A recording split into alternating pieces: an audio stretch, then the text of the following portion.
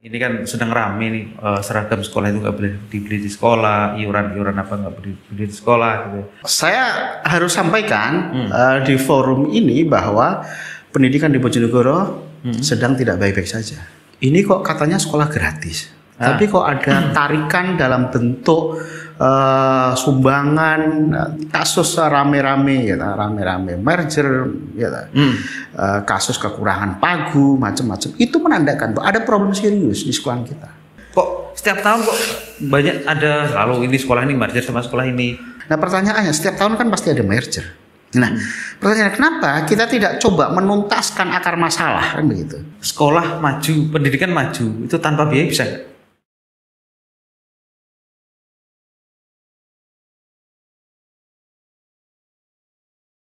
Oke, selamat siang sahabat Radar Bojonegoro. Kita berjumpa lagi di channelnya podcast Jawa Pos Radar Bojonegoro ya. Di edisi kali ini masih sama, kita tetap menghadirkan narasumber-narasumber yang berkompeten, yang ahli di bidangnya.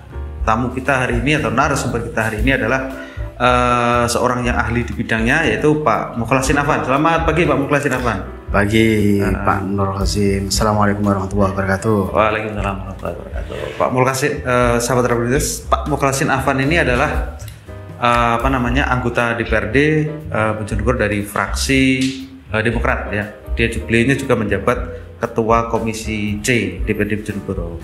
Oke Pak Mukhlasin, obrolan kita hari ini seputar pendidikan ya. Komisi C ini bidangnya apa aja Pak? Komisi C ada 9 bidang, Jadi yang paling dari anggarannya yang paling besar ya, ada pendidikan, ada kesehatan juga, ada kesejahteraan rakyat, ada sosial, ada tenaga kerja, ada perempuan dan anak, termasuk juga ada urusan kebencanaan. Oh, kebencanaan. Oke. Kita bicara pendidikan aja Pak Mukhlasin. Seperti yang tema kita hari ini tentang pendidikan. Oke, Pak Afan, seperti yang rame-rame hari ini. Ini kan sedang rame nih, seragam sekolah itu nggak boleh dibeli di sekolah, iuran apa nggak boleh dibeli di sekolah gitu. Apa memang semuanya kalau semuanya tidak bisa menarik itu apakah sudah dicukupi semuanya oleh pemerintah? Makanya kalau terkait dengan itu kita juga banyak menerima aduan. Kita banyak menerima aduan bahwa ini kok katanya sekolah gratis, tapi kok ada tarikan dalam bentuk sumbangan, dalam bentuk apalah infak atau apa begitu. Yang itu tapi ya tetap aja bentuknya adalah tarikan, kan begitu? Tetap aja bentuknya tarikan. Nah ini tidak bisa dihindarkan, dan kita berkali-kali juga menekankan agar ini dihapus, karena prinsipnya kan sebenarnya kita berkomitmen untuk betul-betul menggratiskan kan begitu. Karena kita berkomitmen untuk menggratiskan, maka sebenarnya kita cover dengan bantuan operasional kan begitu, bantuan operasional. Terus sekolah-sekolah yang memang butuh kelengkapan, kita minta untuk berkoordinasi agar kita bisa, terutama yang terkait dengan infrastruktur ya, agar kita bisa bangun. Gitu. Tapi problemnya adalah karena tarikan ini sifatnya tidak dilakukan oleh 1-2 sekolah, gitu. Tapi ya hampir keseluruhan sekolahan dalam nama atau bentuk yang berbeda-beda.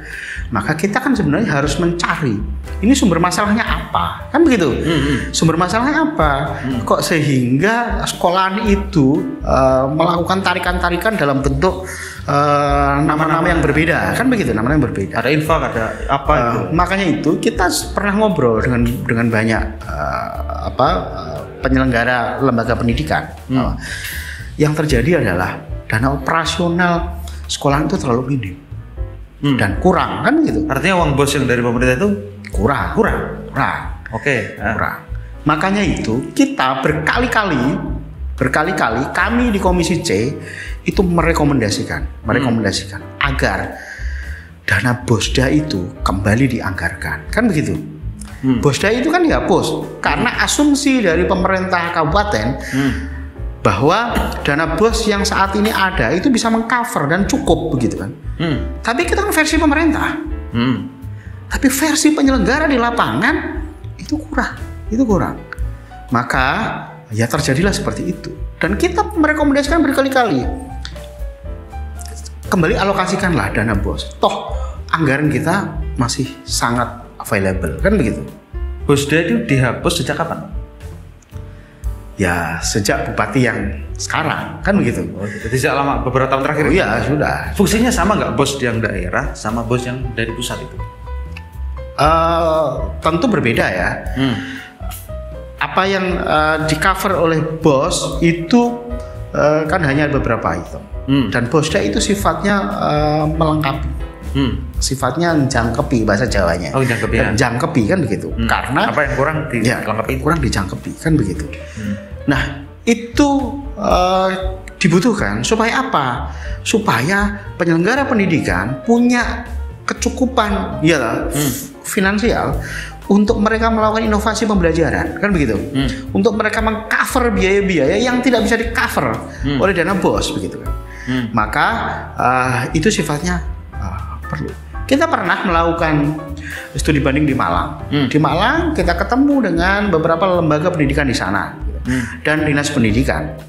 Mereka itu sudah melakukan kerjasama dengan USAID untuk melakukan perhitungan terkait dengan sebenarnya alokasi dana pendidikan itu idealnya berapa. Dan setelah mereka melihat dana BOS yang ada, itu mereka menyampaikan kurang Pak, itu kurang. Kita pernah melakukan perhitungan dengan USAID. Nah, ironisnya eksekutif dalam hal ini pemerintah kabupaten tidak pernah mau mendengar. Tidak pernah mau mendengar. Termasuk juga tidak pernah mau untuk langsung mendengar juga ke pelaku pendidikan di tingkat bawah. Apakah anggaran yang ada itu cukup atau tidak?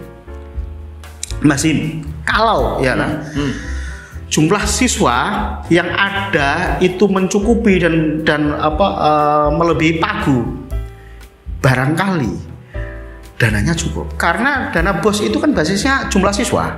Siswanya sekian, dapatnya sekian. Oh, iya. Semakin banyak dapat. Semakin banyak.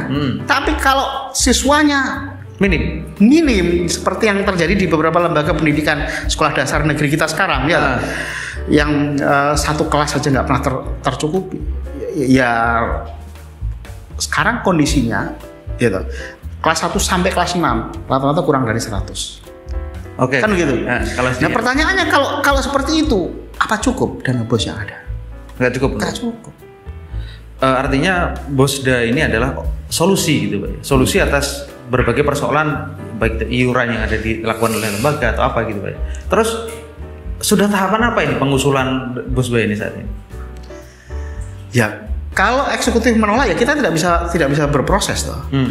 Kita beberapa kali setiap tahun pada saat kita melakukan evaluasi baik itu LPJ maupun LKPJ, rekomendasi kita adalah berlakukan kembali BOSDA, kan begitu. Sudah 2 kali pansus yang saya terlibat di dalamnya di komisi C begitu, saya rekomendasikan itu. BOSDA. Dan kepala daerah dengan tegas menyampaikan bahwa tidak ada lagi perdebatan mengenai BOSDA. Kan begitu. Sejak hari ini maka saya nyatakan tidak ada lagi. Kan begitu. Itu kan ironis. Maka ya kalau memang seperti itu ya maka sekolahan akhirnya akan melakukan inovasi-inovasi untuk bagaimana agar mereka punya kecukupan finansial untuk agar penyelenggaraan pengajaran di lembaga pendidikannya tetap bisa berjalan. Pak Afan, ini di DPR mungkin tanya kepada eksekutif, kenapa alasannya BOSDA mungkin tidak disetujui atau memang ada regulasi yang nggak membolehkan itu? Wah, nggak ada Pak. Boleh, daerah boleh, nggak ada. Tapi memang tidak ada political will, Mereka bilang cukup ya sudah. Tapi pertanyaannya, saya pengennya kan begini kan, pada saat bilang cukup itu basis argumentasinya harus jelas. Silahkan gandeng pihak ketiga seperti yang saya bilang, silahkan undang USAID untuk menghitung sebenarnya kebutuhan gitu. Ya, kebutuhan termasuk juga kecukupan kecukupan untuk biaya itu berapa, kan begitu. Jadi kalau punya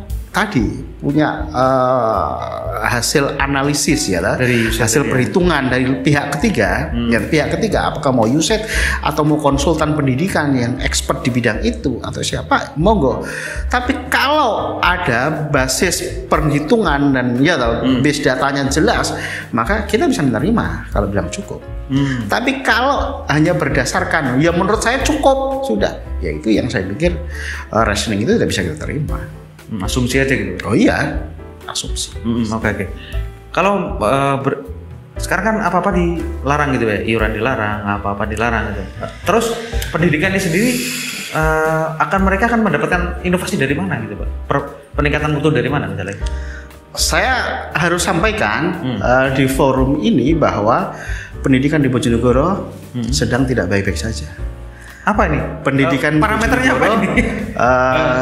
Ya dianaktirikan. Ya parameternya jelas saya pikir. Pertama bahwa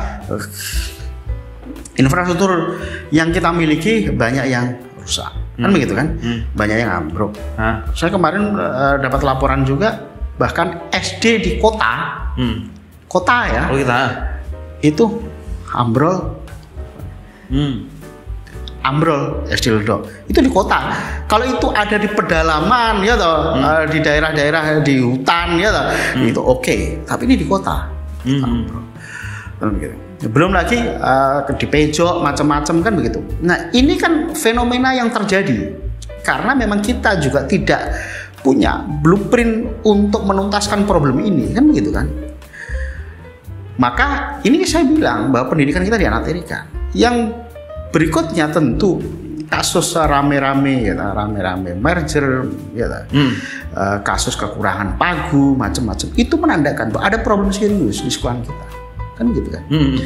Kenapa sekolah-sekolah kita kekurangan pagu, terutama sekolah yang dibiayai dari dana APBD, kekurangan pagu, tidak ada peminat macam-macam. Apa penyebabnya apa itu? Tapi justru sekolahan swasta yang dikelola oleh lembaga swasta itu mereka justru menolak murid kan begitu. Nah, ini kan berarti kan ada salah urus ini. Pada saat lembaga pendidikan yang didanai oleh publik gitu kan lembaga swasta didanai oleh publik, itu mereka mendapatkan trust di masyarakat, mereka sampai nolak murid. Tapi di sisi yang lain sekolah-sekolah yang justru didanai dari APBD yang mestinya kita tidak lagi berpikir masalah mencari dana kan begitu kan, mencari guru macam-macam, toh semuanya juga sudah regulasinya sudah jelas, penganggaran kita juga ada, justru kekurangan pagu, justru kekurangan murid, justru di merger begitu. Nah ini kan berarti ada problem serius juga kan begitu mengenai trust masyarakat yang itu tidak juga serta merta masyarakat menjatuhkan pilihan pada lembaga yang swasta ya karena memang sudah teruji, dan sekolahan-sekolahan yang tadi kita diskusikan tidak teruji. Menurut Afan hal seperti itu apa solusinya?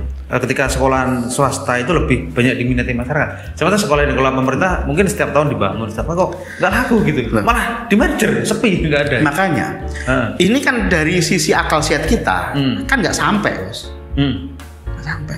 Kenapa? Kira-kira? Kenapa? Karena memang dananya ada kok, available kok.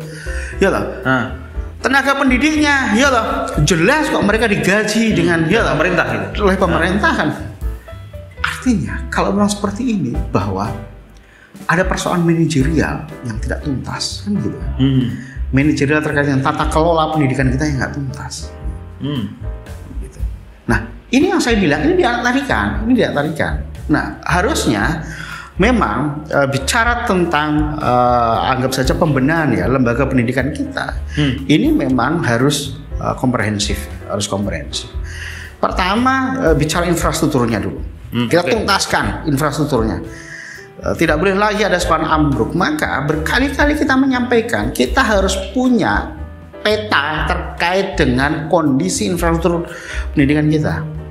Berapa sih sekolahan SD kita yang mau ambruk kan begitu, yang rusak berat berapa, sekolah SMP yang rusak berat berapa, yang sedang berapa, ini harus kita tuntaskan semua kan begitu kan. Lalu duit kita daripada kita buat untuk hibah ke ke ya lah, ke kabupaten tetangga, kan mending untuk ngurusi yang gini-gini bos, ngurusi yang gini-gini kan gitu. Nah kita karena memang nggak punya konsep itu, maka sampai sekarang kalau mau kita tanya berapa sekolah kita yang selalu ya karena memang kita tidak pernah urus dengan benar. Itu terus berikutnya kita pasti harus mendesain proses pembelajaran di semua sekolah itu dengan proses pembelajaran yang modern kan begitu. Apa selama ini pembelajarannya kan ikut pemerintah itu kurikulumnya gitu. Apa emang perlu ditambah fasilitas lagi atau apa gitu? Ya fasilitas, infrastruktur kan begitu. Ya orang mau belajar itu harus dipastikan pertama dia nyaman. Nyaman itu ya artinya gedungnya juga harus bagus. Kan begitu Mas. Gedungnya harus bagus. Kalau perlu ber-AC, nggak kepanasan, nggak kesumuan kan begitu. Lah berikutnya semua kebutuhan untuk proses pembelajaran cukupi. Ya toh? Mulai dari LCD atau proyektor, mulai dari laptop untuk bahkan kalau perlu semua tenaga pengajar kita sudah harus melakukan pembelajaran dengan model IT kan begitu. Nah, itu semuanya kan sebenarnya butuh political will karena duitnya ada ya. Tapi kita memang tidak bisa melakukan itu sehingga ya kita kalah bersaing dengan lembaga pendidikan swasta. 20% dana pendidikan itu kan dari APBD Pak ya, 20% dari APBD itu kan untuk pendidikan gitu kan. Apa itu sudah tercukupi Pak? Katanya sudah 20% itu. Versi pemerintah tercukupi.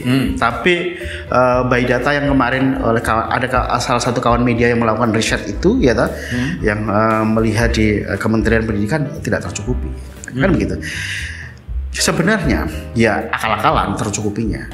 Karena anggap saja ada pembiayaan untuk dana abadi pendidikan berkelanjutan yang sudah jelas-jelas bahwa regulasinya belum bisa kita terapkan karena memang belum ada PP sehingga perdanya belum ada, tetap aja dipasang 500 dana abadi itu untuk apa? Agar kelihatan bahwa dana pendidikannya sudah memenuhi 20%, tapi belum. Oke. Ini fenomena apa ya? Merger itu kan hampir setiap tahun ada. Apa mungkin perlu dievaluasi gitu ya? Mungkin kalau infrastruktur oke lah, nanti bilang masih banyak yang rusak. Selain infrastruktur apalagi kira-kira ya perlu dievaluasi di pendidikan ini? Kok setiap tahun kok banyak ada selalu ini sekolah ini merger sama sekolah ini? Artinya merger itu kan sepi sekolah. Gak ada muridnya. Gitu. Yang mesti harus dilihat dan yang mesti harus dikaji adalah akar masalah kenapa harus ada merger itu dulu bos.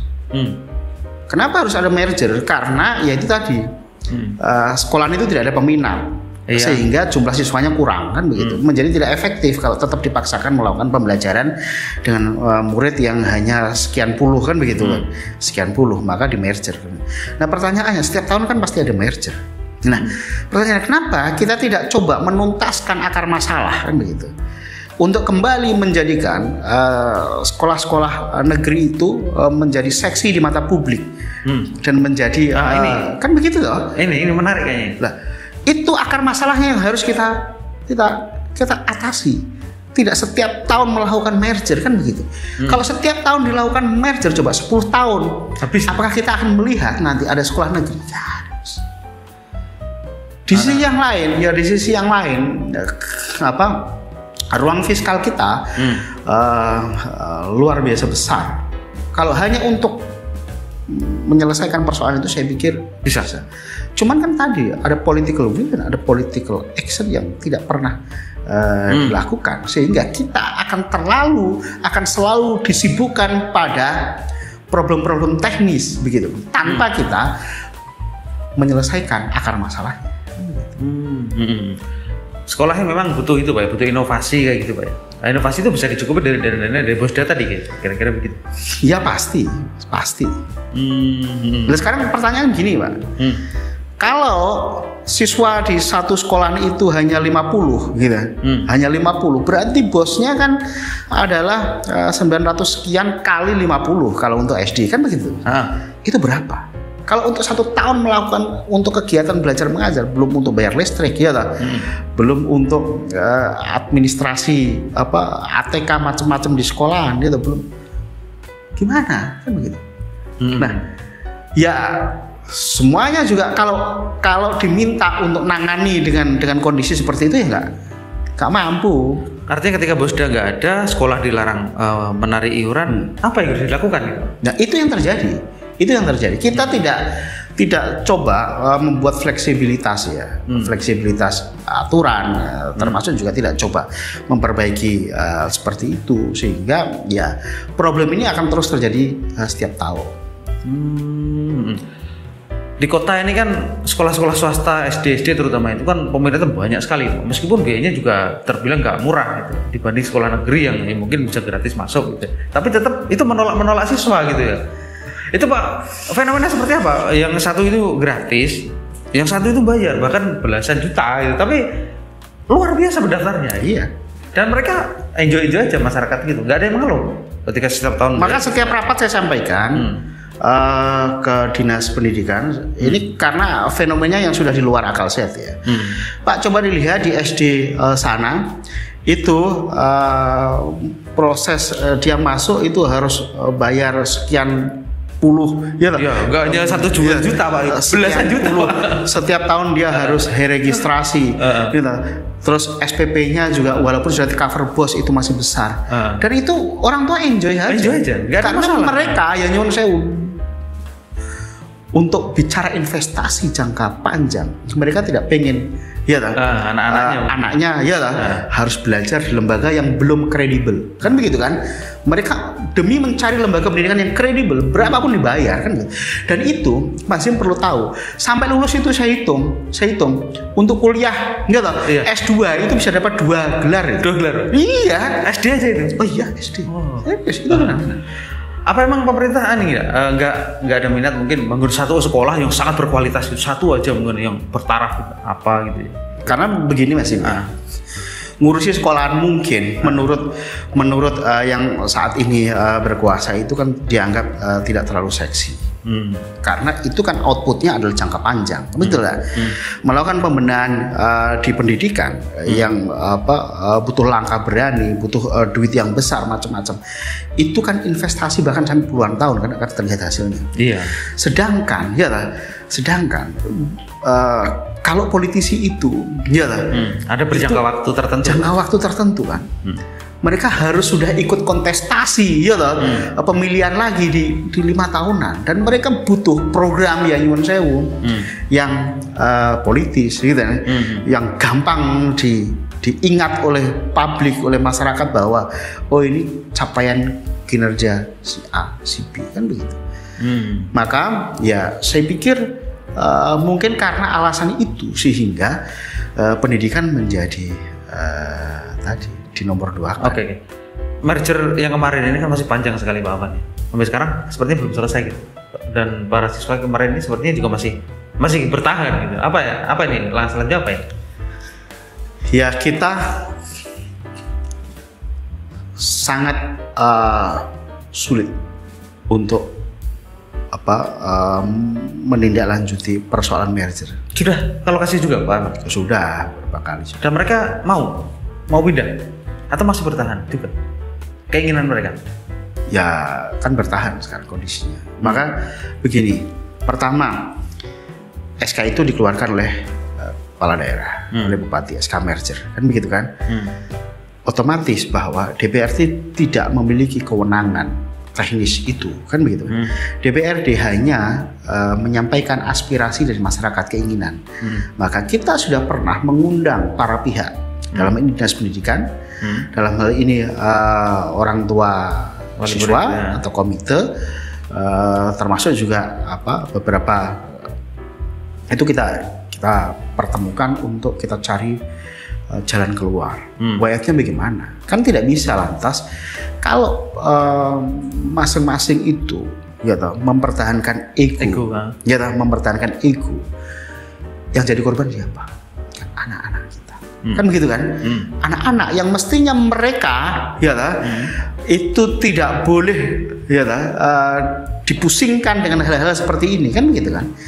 Mereka haknya adalah belajar, nyaman dalam belajar, difasilitasi dalam belajar macam-macam, itu haknya siswa, itu haknya anak. Nah, kalau sekarang terjadi bahwa seperti sekarang ya, saya miris. Karena memang tadi bahwa ternyata kita pada saat menyampaikan beberapa jalan keluar itu ternyata tidak direspon. Maka ya terus sekarang kalau sudah terjadi seperti ini, yang bisa dilakukan DPR apa kan gitu? Aspirasi sudah disampaikan. Sudah. Oke. Kita sudah sampaikan semua. Sebelum itu memang tidak melakukan kajian gitu. Mungkin sebelum dieksekusi merger itu apa tidak melakukan kajian dulu masyarakat itu suaranya bagaimana gitu? Atau emang ya sudah lihat kondisinya istilahnya sedikit langsung aja gitu atau? Makanya temuan kami terkait dengan persoalan merger ini, kenapa sampai seperti ini adalah tidak pernah ada proses untuk mendengar masukan, tidak pernah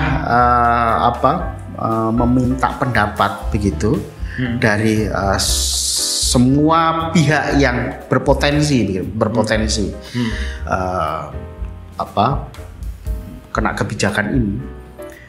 Ya, mereka kajiannya hanya kajian bahwa ya yang muridnya kurang dari 60 maka harus di merger kan begitu kan.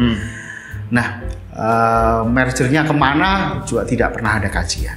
Yang terjadi pokoknya ya mereka secara teknis administratif dilakukan ya, tapi kan bicara membuat kebijakan kan tidak boleh seperti itu, kan begitu ya.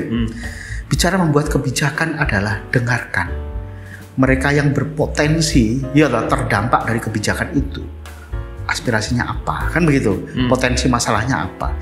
Kalau kita mau melakukan sebuah kebijakan itu kan ada yang namanya konsultasi publik, begitu kan? Ada yang namanya public hearing gitu ya? Public hearing, ada yang itu nggak pernah dilakukan. Maka ya jangankan masyarakat, kita saja DPR nggak pernah tahu, nggak pernah tahu dan nggak pernah diajak ngomong, kan begitu. Kita tanya para guru, apa kalian mengusulkan? Nggak ada pengusulan. Kita tanya orang tua siswa, nggak ada. Maka ini kan menjadi pembelajaran kita bahwa dalam membuat sebuah kebijakan ya dengarkanlah mereka yang berpotensi kena kebijakan itu, kan begitu. Tidak bisa lantas kita menunjukkan kuasanya. Saya kan berkuasa maka saya berhak melakukan apa? Tidak bisa. Kita hidup di era yang ya nyuwun sewu keterbukaan, kita hidup di era yang semuanya bebas untuk menyampaikan aspirasi macam-macam. Kalau terjadi seperti ini, semua saling mempertahankan, semua saling mempertahankan. Jadi korban siapa? Anak. Ini pasti yang terjadi sekarang. Menurut Pak Afan, apa solusi yang terbaik? Menurut jenengan pribadi, apa yang solusi yang terbaik ketika hal seperti ini terjadi? Yang bisa diambil? Enggak, kita kan kalau dibiarkan gini kan nggak baik. Kita kan sebenarnya sudah pernah mengambil jalan keluar dari problem yang sama. Beberapa tahun yang sebelumnya kan juga sudah ada merger, tapi kenapa potensi konfliknya bisa diminimalisir? Karena ada jalan keluar yang diambil, yang itu tidak perlu harus kaku-kakuan dan ngotot-ngototan. Jadi biarkan semuanya yang memang tidak mau bergabung itu belajar di lembaga pendidikan yang lama. Tapi tetap saja kebijakan merger itu tidak dicabut toh.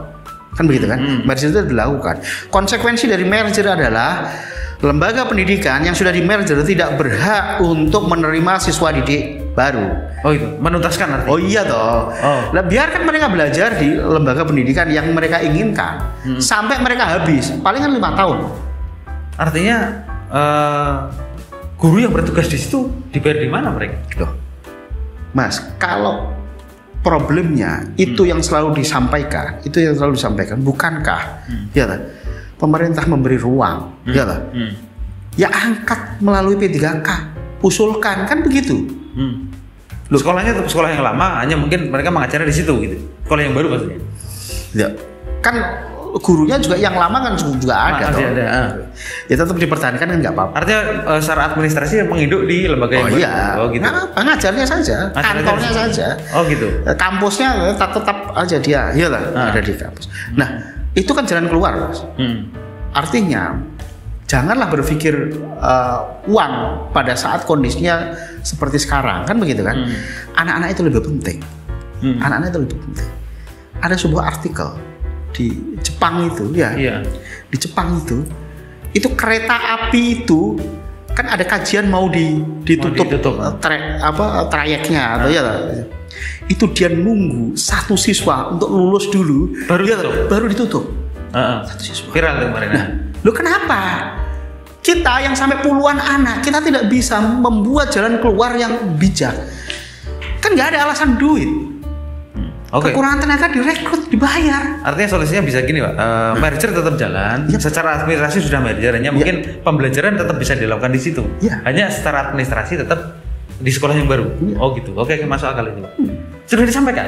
Oh, sudah. Sudah. Kita turun beberapa kali, kita ngobrol, kita sampaikan. Tapi kan memang tadi kepala dinas kan menjalankan legal formal yang tertera di SK itu yang dijalankan, kan gitu kan. Sedangkan sampai saat ini kita belum pernah mendengar statementnya bupati yang mereka tekan SK merger itu, kan begitu. Berarti ini tadi bisa win-win solution nih, artinya merger tetap jalan, tapi siswa jadi juga yang rumahnya tidak jauh kan bisa tetap sekolah di situ gitu, Pak. Kan ini kan kesalahan kita juga loh dalam membuat SK merger loh. Kenapa? Kita nggak pernah melakukan kajian. Coba sekolah yang digabung itu jarak terjauh siswa, kalau memang dia harus berangkat ke sekolah yang baru itu berapa jauh? Kan begitu kan? Ada nggak akses transportasi? Disediakan nggak? Kan begitu. Itu kan harus dilakukan kajian. Kalau kita nggak pernah melakukan kajian, ya tiba-tiba SK di merger, nggak bisa begitu. Itu ego namanya. Itu ego. Lakukan kajian. Jarak terjauh siswa, ya yang sekolah di situ, ya itu berapa? Nah, kalau dia harus diminta pindah, ya itu dia harus menempuh perjalanan berapa lagi, kan begitu. Nah, itu yang saya pikir, ya mesti kita harus komprehensif dalam memberikan solusi, sehingga fleksibilitas itu dibutuhkan. Lagi-lagi untuk kepentingan siswa, bukan untuk kepentingan tadi ego masing-masing. Oke, Pak. Bisa ditarik kesimpulan bahwa pendidikan itu memang harus diurus dengan benar, gitu ya. Dengan benar, harus diutamakan, gitu. Jadi bilang begitu. Bos, salah satu pembelajaran yang bisa kita ambil adalah di semua daerah yang kaya sumber daya alam, begitu sumber daya alamnya habis, mereka menjadi miskin. Kasus Aceh taruhlah, kasus di Papua taruhlah, kasus di beberapa daerah di Kepulauan Riau taruhlah, macam-macam. Itu bisa menjadi pembelajaran. Nah, kalau orientasi kita dalam mengelola kekayaan dan sumber daya alam itu hanya untuk bangun infrastruktur, tanpa kita berpikir investasi jangka panjang, maka ya kita akan masuk dalam daerah yang kena kutukan sumber daya alam itu. Karena itu bahwa sektor pendidikan adalah sektor yang kita berpikir jangka panjang, begitu kan. Sumber daya alam kita boleh habis, tapi kalau sektor pendidikan menjadi prioritas, anak-anak kita cerdaskan, kita kasih pendidikan sebagus mungkin, setinggi-tingginya, dan semuanya kalau perlu digratiskan, maka mereka semua nanti akan mengelola daerah ini, tanpa sumber daya alam, dengan kreativitas generasi, yang kita cerdaskan itu bisa. Oke, terakhir Pak, sekolah maju, pendidikan maju itu tanpa biaya bisa nggak? Menurut jenengan gimana? Kan apa-apa nggak boleh, berarti tetap harus disediakan oleh pemerintah. Ya bisa, Bojonegoro kaya.